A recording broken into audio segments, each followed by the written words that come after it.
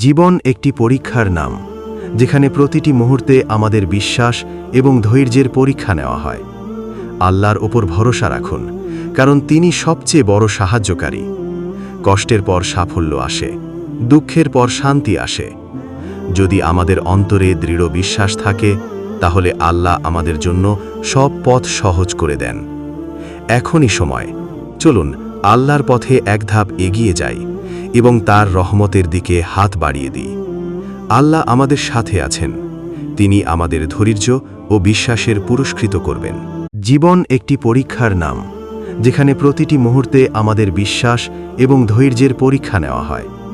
আল্লাহর ওপর ভরসা রাখুন, কারণ তিনি সবচেয়ে বড় সাহায্যকারী। কষ্টের পর সাফল্য আসে, দুঃখের পর শান্তি আসে। যদি আমাদের অন্তরে দৃঢ় বিশ্বাস থাকে, তাহলে আল্লাহ আমাদের জন্য সব পথ সহজ করে দেন।